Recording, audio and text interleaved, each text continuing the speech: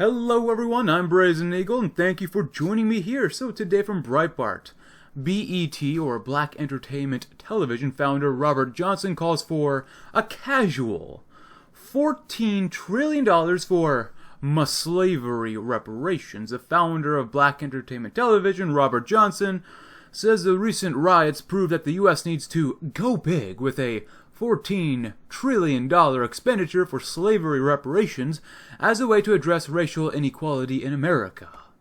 Appearing on CNBC's Squawk Box on Monday, Robert Johnson insisted now was the time to go big with a really big plan. Wealth transfer is what needed, he exclaimed.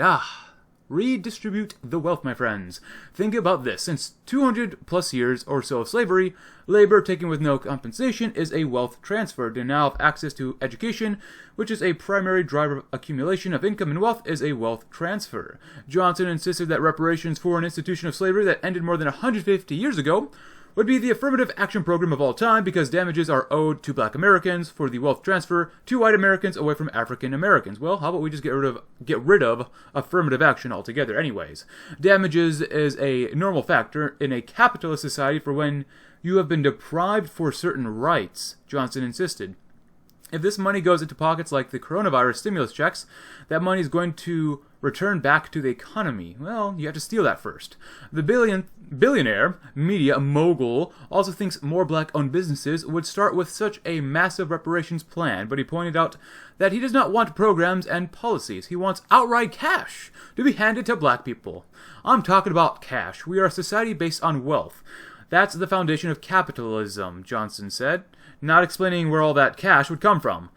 Johnson also did not explain how the logistics of disputing $14 trillion in cash would work. Currently, there's only $1.5 trillion in physical cash in the U.S. economy. Indeed, there is only $36.8 trillion in every kind of currency in the whole world. So Johnson's reparations plan would require taking nearly half of all the world's currencies to fulfill. As Breitbart News entertainment editor Jerome Hudson notes, cash reparations for slavery may be a politically popular idea, but executing a program of that magnitude would be close to impossible. A paper published by the Social Science Quarterly, it estimated cash reparation payments could cost between $5.9 trillion and $14.2 trillion. Who exactly would be on the hook 150 years later to pay a $14 trillion debt? Would ancestors of more than 642,000 Union soldiers who died to abolish slavery be exempt? Would they be paid?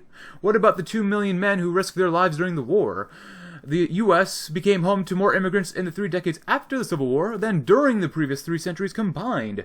They and their ancestors had nothing to do with slavery. By 1907, 1.3 million people had entered the country through Ellis Island alone. Again, they and their ancestors had nothing to do with slavery. More than 50 million more people immigrated here over the next 4 decades. They and their ancestors had nothing to do with slavery. Would we exclude these innocents from paying reparations? What about the more than 8 million Americans who, in the 2010 census, identified as 2 or more races?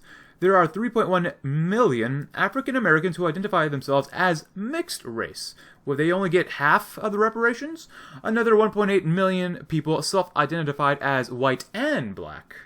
With all that being said, it doesn't seem feasible that the U.S. could come up with Johnson's $14 trillion plan for anything, much less for the politically fraught idea of slave reparations.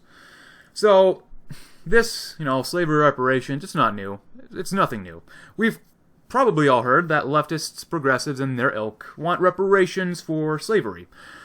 It's probably never going to happen, and that's a good thing. Why would you give money from people like, you and me, to people that are irresponsible and will waste that money? Regardless, I bring this up because I want to explore what comes after the race riots of 2020 that originated in Minneapolis. What's going to happen next? That's a good question to ask. This year, 2020, has been very interesting to say the least. Now, regarding the riots, there might be, of course, some room for police reform, but which would probably be a good thing for everyone of any race. However, I am more than positive in believing that the supposed solution for these riots are going to give people who represent Black Lives Matters and those who stand with them money. Your money. My money. That's all they want.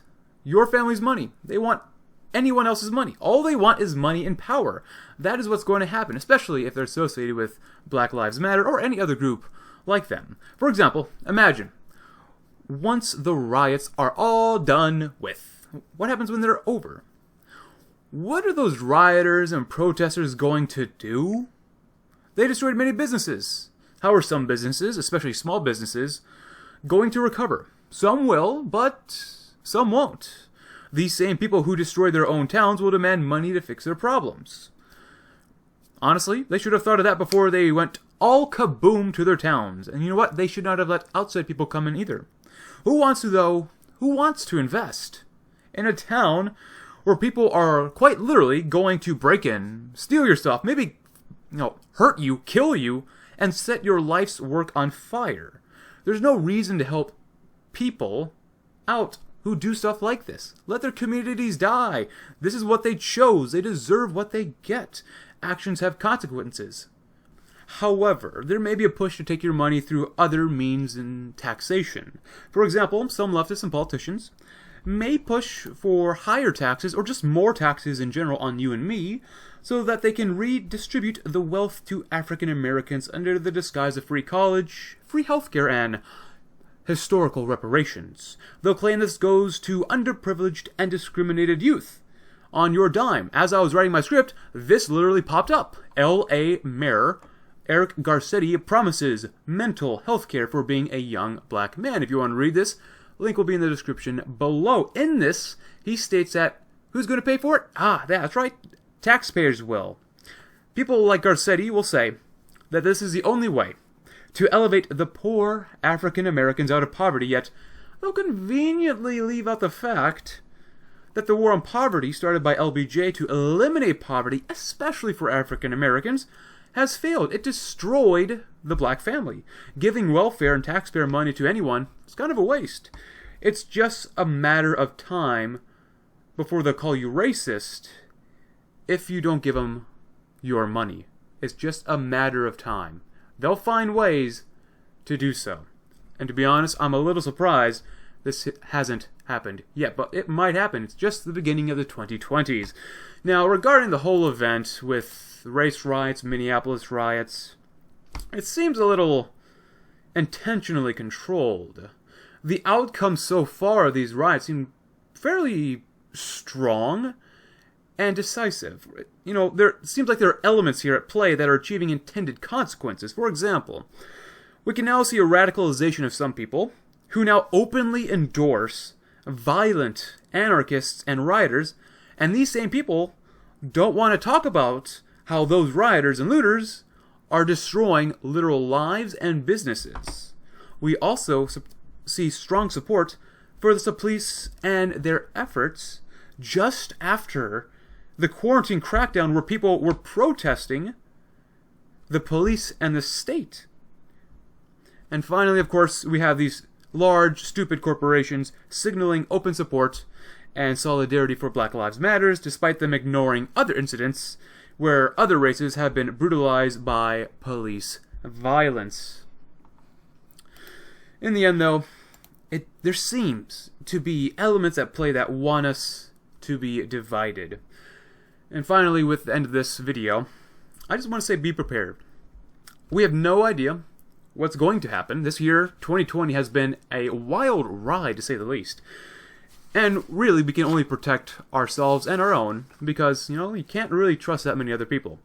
Like others, I'm sure other people have been thinking this, but I've been thinking about joining groups, we'll say, that share similar beliefs, but honestly, that seems just too dangerous. How many federal agents have infiltrated those groups regardless of ideology? We'll never know until it's too late. Regardless, though, thank you very much for watching. I'm Brazen Eagle, and I hope you have a great, safe day.